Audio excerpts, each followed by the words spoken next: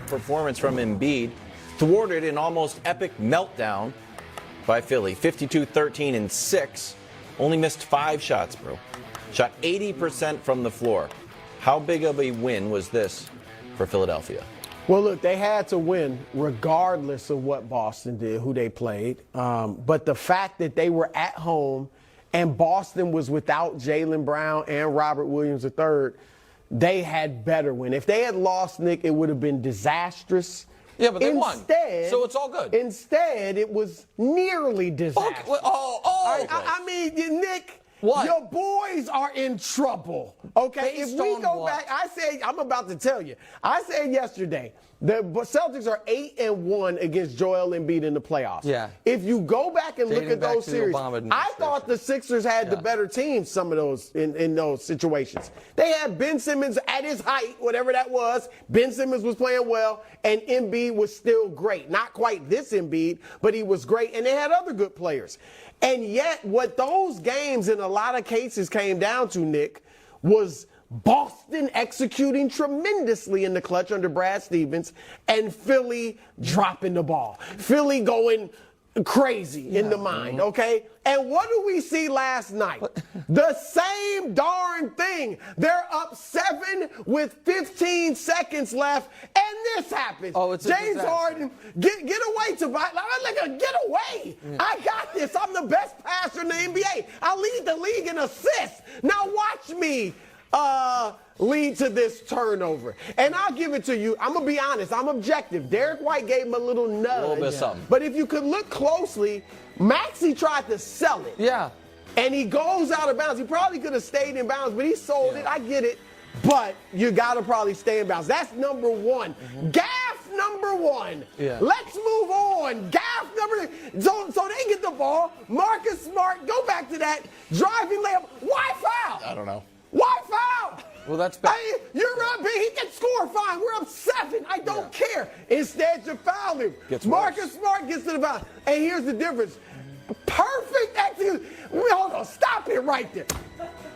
What? I learned in 3rd grade at the Indianapolis, Indiana YMCA to box out the shooter. Eric, nobody even thought about boxing out the shooter. Boston executes perfectly, and Philly, brain freeze. Yeah, that's and they're lucky. Yeah. Remember, that was initially called a foul on the three-pointer by Derek White, and we're all over the place. And then the last shot, Jason Tatum gets the look he wants. Really? Yeah. Kind of. I would have liked him to go to the basket, but he liked that look. He can hit that shot. Nick, your boys got lucky last night. They won't be so lucky in the second round when Boston routs them. So you feel like Philly's a bad execution clutch team? Yes. That's how you feel? Yes. That's so funny, Wilds, because I thought he was the facts guy. Oh, no. And those are I'm not the facts guy? You are the facts guy. We just watched it. No, that so was facts. Bruce, I don't care what your little analytics are going to tell. There's no analytics. I just watched it. That was one game. You're correct. Over the course of the season, by a massive margin, who has been the best team in the clutch in the Eastern Conference? The Philadelphia 76ers, outscoring their opponents by 16 points in the clutch. Only Denver is better league-wide. The number 1 defense in the league, East or West, by a mile in the clutch is the Philadelphia 76ers. Brew, I take that to the bank. Are you a facts guy? Take that. Guy? You feel good about that, really? Doesn't matter how I feel. Because those numbers include These teams like Atlanta and Chicago. Brew, it's all year. And San Antonio. Brew, it's all year. They don't include the Celtics. They include the Celtics, but I bet you the Celtics. You can bet whatever you want. I'm just telling you the facts of it. Boston's been good in the clutch this year. Yeah. They're 7th in the league, outscoring opponents by 4 points. Nick, Philly, hold on. Which team you have more confidence in the clutch, really? This year, Philadelphia. You're bringing up series, one of which you're like, they had Ben Simmons. I think he was hurt for half of this series. One of them was in 2018. They were all with Brett Brown against Brad Stevens. I'm not worried. I'm not concerned with that. You didn't think that was weird last night? Listen. up 7 with 6 seconds left. The fact that you could lose, of course, is absurd. Of course, that's not. That's if what you're saying is last night was almost a disaster, I agree. It seems like what you're saying is last night is a microcosm for what's wrong with Philly. Yeah. And I'm here to tell you, nothing's wrong with Philly. Mm-hmm. They now have played Boston, Milwaukee 8 times this year. They're 3-5 in those games. For one, the Boston beat them on a buzzer beater. Credit to them. If not, they'd be 4-4. But they're 3-5. Their first 2 losses of the season, games 1 and 2, were Milwaukee and Boston. So since October 20th, they've played these teams 6 times. They're 3-3. Hold on. There are right now, Brew, 3 teams in basketball that have top 10 offense, top 10 defense. They're actually top 8 offense and defense. They are Boston, Philly, and shout out Cleveland. Good for Cleveland. They're on there as well. The idea that a game that Philly won, Philly, a team that has been one of the 3 best teams in the sport since November 1st, where Embiid goes for 50 to up his scoring average on the Celtics on the season to 37, 12, and 4 on 60%, is a bad thing for Philadelphia. It's an absurdity. They didn't play their second best player. Brew, I understand that piece of it. You're leaving that out, though, in your analysis. No. All I'm saying is the game last night, was it good or bad for Philly? Philly needed to win, and I think it's good that they saw that they have no answer, because maybe I'm wrong. I don't think Jaylen Brown's going to be guarding Joel Embiid. They don't have to have an answer for Embiid. Nobody's got an answer for Embiid. Okay. He's great. The point that I am making is a very simple one. The Eastern Conference, since November 1st, has been a dead-even 3-team race. And the idea that Boston has far outshined Philadelphia, what evidence do we have of it? There is none. 3-1? How about that? Okay, so if you think that... They win 75% of the games they play against each other. Okay, so you think Milwaukee has far outshined Boston, but you don't. Because we can go back in history with a lot of these same players, and Boston gets the advantage. We can't do that with Milwaukee. The idea that Philly, whose best player had one of the best games anyone has had all season long, and they won, that this is a bad thing. What did Embiid say after the game? The final 7 seconds were bad. The totality, does that mean that you think Philly has no shot against Boston? Is that what you're telling me? I'm telling you Boston's going to win, and I'm like this. Okay. Those are toes. Those are toes. Okay. Nick, you don't think, just put a button on it, that Embiid would sit back and say, I scored 52 points. They didn't have Jaylen Brown, and Robert Williams wasn't there to stop me. And we only won by 2 points, and that's the only time we beat them all season.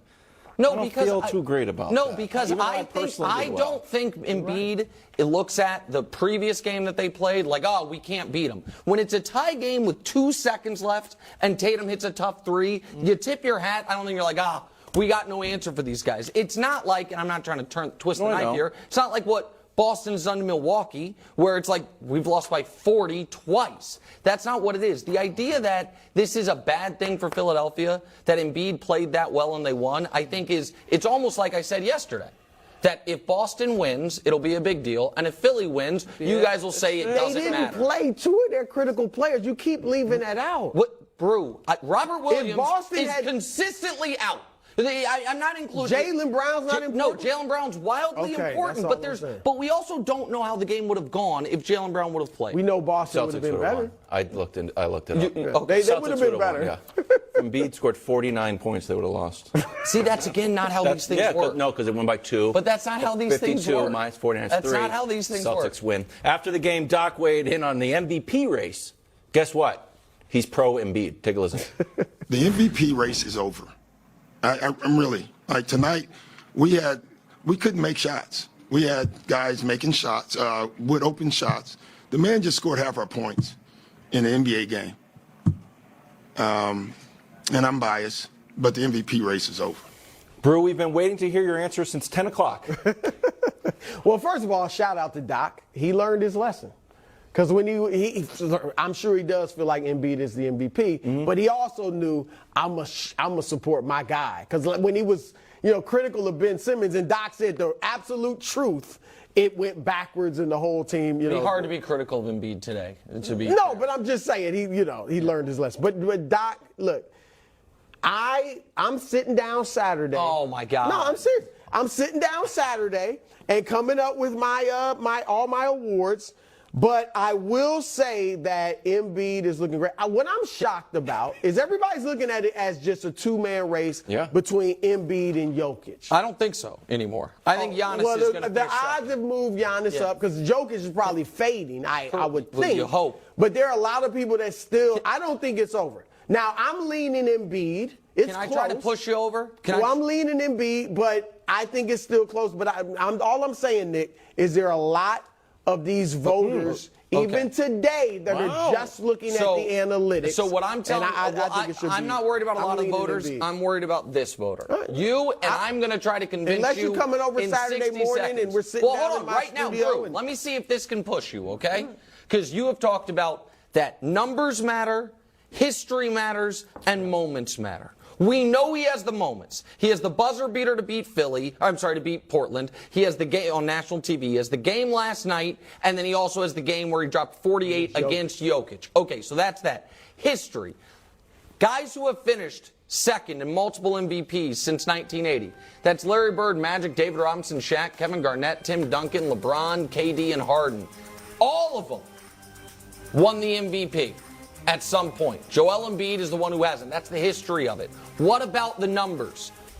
Big men in the last 40 years, highest scoring seasons. Shaq's 2 highest scoring seasons. Shout out the Admiral for a second time, and then Embiid last year and this year.